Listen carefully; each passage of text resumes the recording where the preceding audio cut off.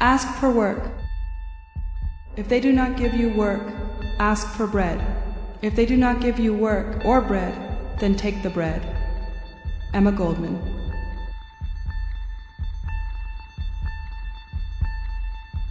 Direct action.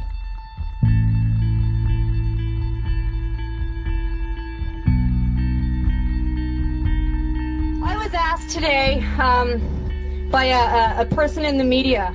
They were talking about Queen's Park last year. They were talking about June 15th. They were talking about all the folks who came there that day and stood up and defended and physically defended themselves in the face of what came down on them. He didn't quite put it like that.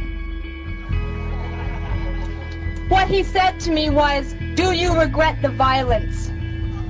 And what I say is that when I think of that man who got dragged 30 feet this morning in a cardboard box, and when I think of the brother, the dear friend of OCAP, who we buried last week, who lived on the streets, and when I think of the northern native community of Pikangikum, where 3 young women have recently taken their lives, and where the suicide rate is 36 times the national average, then the only thing that I regret is that we haven't yet stopped this government.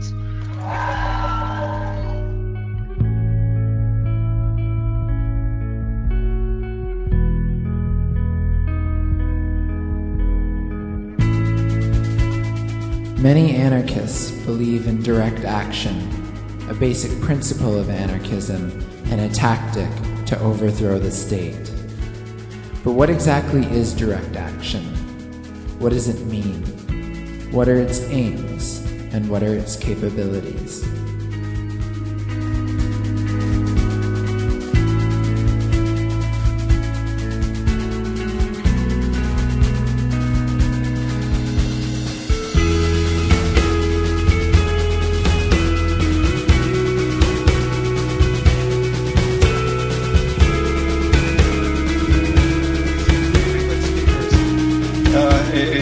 And I want to say the last thing I want to say, and I really want to say this, is the notion that anybody can accept that a 40-year-old man is living and sleeping in a box. Because if that was my mother, or my father, or my brother, or my sister, or my friend, I don't give a fuck what you say about violence. I would stop that now! And I will do what it would take. And if you get in my way to make sure that that man gets housing or that he gets enough to eat, I will move you.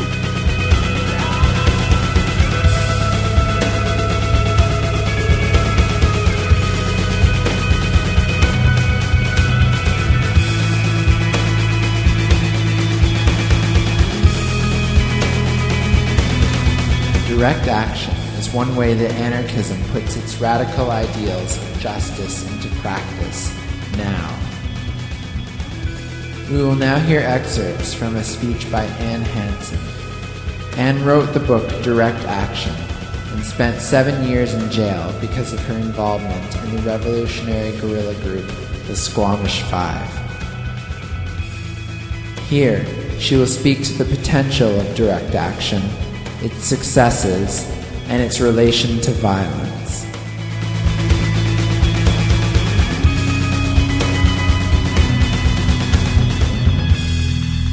So I think that there's a difference between terrorism and generally what is acknowledged as direct action. Direct action has evolved out of a tradition, I believe, of anarchism, which, again, I'm talking here more about the sort of more militant forms of direct action, and I hope I've made it clear that I think that, you know, the whole diversity of tactics or the whole diversity of choices of what people do should be considered equal and respected. But I think because of my past, I am focusing a little bit more on the more controversial aspects.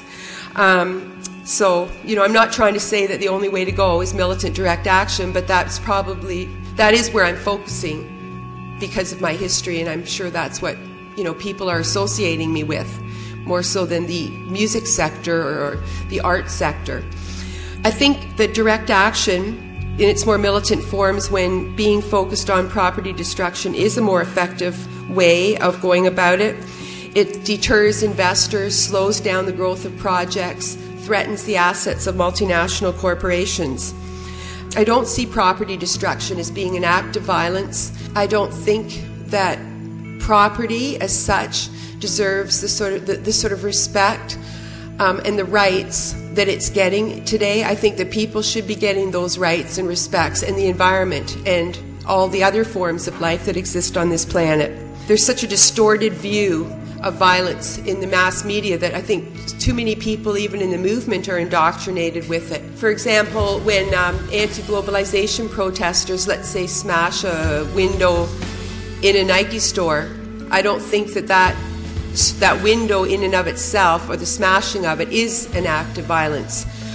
And it's certainly in relation to the policies of Nike, which is to subcontract out their sneaker manufacturing to private contractors in the third world, where they're employing people at below living wages. These sweatshops are surrounded with barbed wire so that union organizers can't get in, and they know that in those countries the reason that they can pay such low wages is because there's no environmental or health laws instituted to protect the workers. To me, that is the real violence, not the breaking of a window.